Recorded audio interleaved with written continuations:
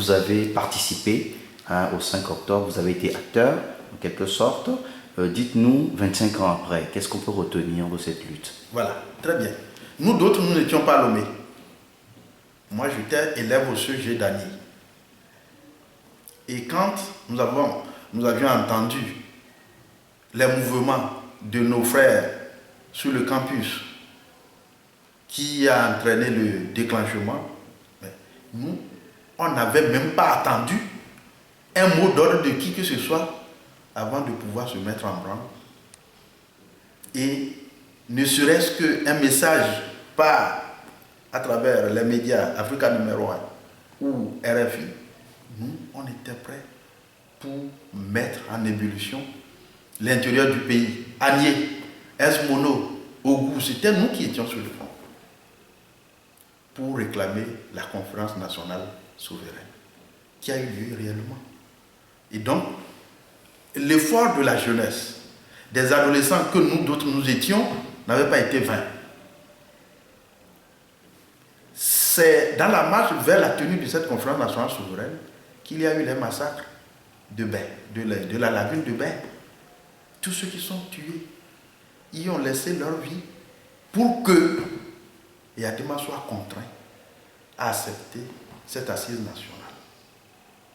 Et nous avions participé indirectement, puisque nous suivions à la télé le déroulement du processus de 13h à 22h. J'ai mes carnets de notes accrochés au poste téléviseur à l'époque à Agné. Et puis après, j'ai la copie vidéo du déroulement de cette conférence nationale souveraine. Toutes ces éminentes personnalités, ces têtes bien faites, qui avaient pris part, dont la plupart sont devenus leaders de partis politiques ou bien étaient leaders de partis politiques, des discours de vrais patriotes. C'est eux-mêmes d'ailleurs qui avaient aussi, dont certains avaient été membres du présidium. Qui pourrait imaginer que ces personnalités-là, tout ce qu'ils ont eu à vomir à la conférence nationale souveraine, qu'un quart de siècle après, ils vont ravaler tout ça dans l'indignité totale. Pour l'RPD, notre ligne politique, c'est le courage de dire la vérité dans un monde de mensonges. Nous voulons citer Joseph Kofigo, vice-président de la conférence nationale souveraine. Qu'est-ce qu'il a fait après? Qu'est-ce qu'il a fait après? Nous voulons citer Maître Aboibo, l'un des acteurs principaux. Aujourd'hui, n'est-il pas devenu conseiller du régime? Edem Koyo. Cherchez à aller voir, écouter le discours, le message d'Edem Koyo, président de l'UTD à la conférence nationale souveraine.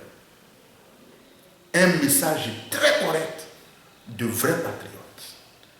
Et tout ce qu'il a vomi là, il a ravalé tout pour devenir aujourd'hui conseiller à Fort-Gnassingbé. Professeur Nevi, dont on vantait le mérite de l'intégrité.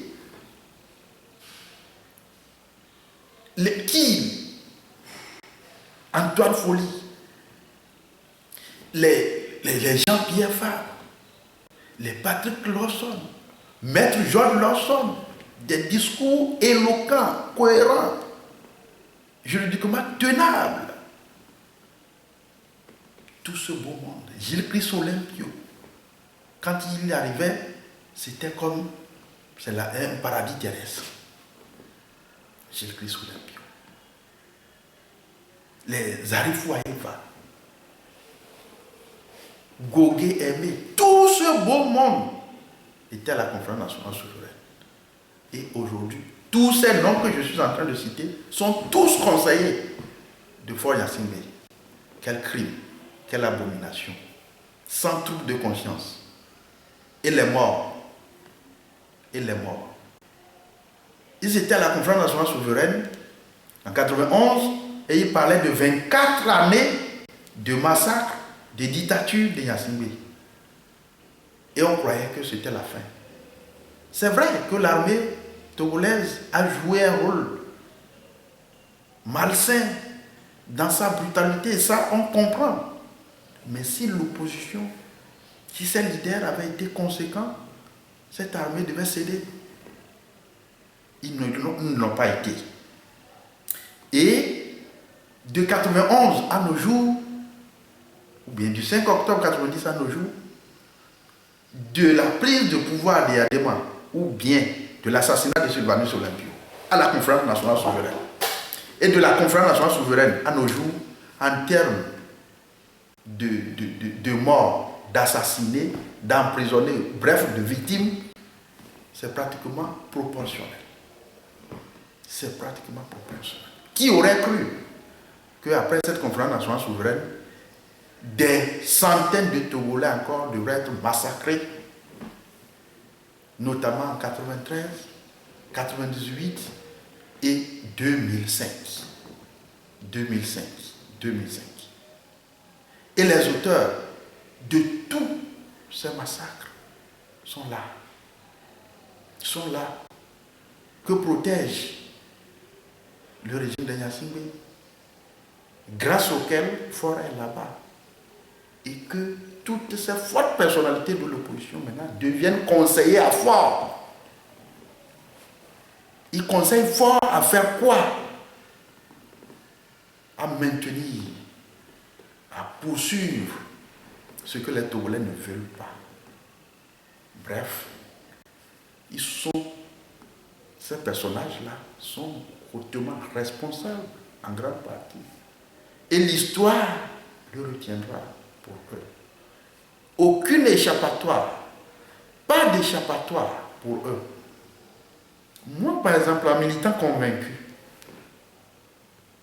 j'étais à des missions envoyées, commandées par les aînés de l'UFC à l'époque.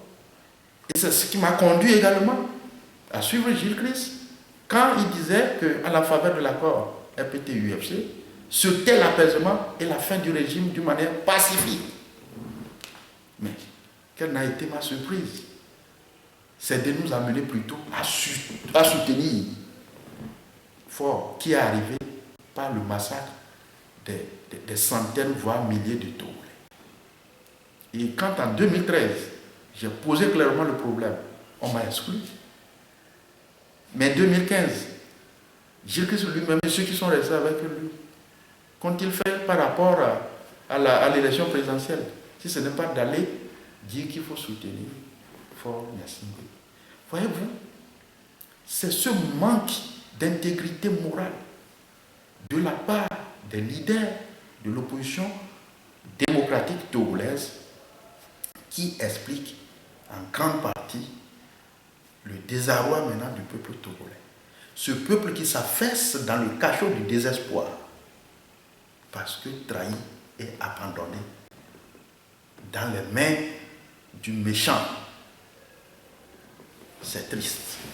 Alors voilà la lecture que le FPD fait. Alors, monsieur le ministre, 25 ans après, est-ce que vous pensez qu'on puisse relancer cette lutte et la conclure pour de bon? Justement, si vous faites référence au message du FPD, c'est pourquoi nous ne nous inscrivons nullement dans des trucs d'élections, réformes. Quelle réforme? Qui va opérer ces réformes? Cette assemblée-là, la réponse c'est non. Sous Gnassingbé père, il y a eu 3 accords qui avaient été des tentatives de réforme qu'Adema a fait enterrer. Il s'agit d'accords de Ouaga. Il s'agit d'accords cadres de Lomé. Il s'agit des 22 engagements qui devraient amener le peuple togolais à des réformes et puis correctes. Mais une dictature militaire n'en voudrait pas. C'est passé. Sous Gnassingbé fils, 3 déjà encore. L'APG, qui n'est que la résultante des massacres de 2005. Force a été tuée, a rangé cela dans le placard. L'accord RPT-UFC, il a rangé cela aussi dans le placard en enfarinant Gilles Christ Olympio. Et CVGR, exigé par les partenaires en développement, que Monseigneur est un prélat à diriger. Ça aussi, les recommandations rangées dans le placard. Et maintenant, pour amuser la galerie, on dit H-Clone, je sais pour aller où. Vous comprenez? C'est pourquoi le RPD dit, dans nos slogans, nous le disons clairement, que la renaissance du Togo s'impose. Mais pour qu'il y ait renaissance du Togo, il faut la renaissance de la lutte. Renaissance de quelle lutte? La lutte que nos aïeux ont eu à mener pour arracher le Togo des mains du colon. La lutte que des jeunes ont eu à mener pour contraindre les Yadema à accepter la conférence nationale souveraine. Ces deux formes de lutte doivent reprendre au Togo incessamment et sans délai. C'est la logique du RPD, rien d'autre. Le reste, c'est de la fuite en avant. Il faut forcément faire renaître la lutte pour aboutir à ce que nous voulons. Résumé, ceux qui dirigent ce pays aujourd'hui, c'est encore le colon. Ils sont à la tête du pays pour deux raisons. Gérer les ressources du pays pour les membres du clan des Nyassimbe, avec ceux qui leur font allégeance. Ça, c'est une partie. Deuxième partie, satisfaire les intérêts des cercles mafieux. Voilà les deux destinations des ressources du pays. Toi et moi, le commun des Togolais n'a pas sa place. Et pourtant, c'est nous qui contribuons tous ensemble. Et pourtant, c'est les ressources naturelles appartenant à nous tous qui n'appartiennent pas aux membres de ce clan-là, qui sont ainsi utilisés. Et voilà, eh bien, il faudrait que nous puissions, vous savez, avant même que l'Europe ne puisse arriver, ou bien l'Occident, dans leur phase d'époque moderne, ils ont eu à faire le siècle de la Renaissance. La Renaissance de quoi? La Renaissance de l'Antiquité. La Renaissance de l'Antiquité qui a été assombrie par le Moyen-Âge. Il faut la renaissance de la lutte togolaise pour aboutir maintenant à la création d'un véritable État-nation, un État moderne.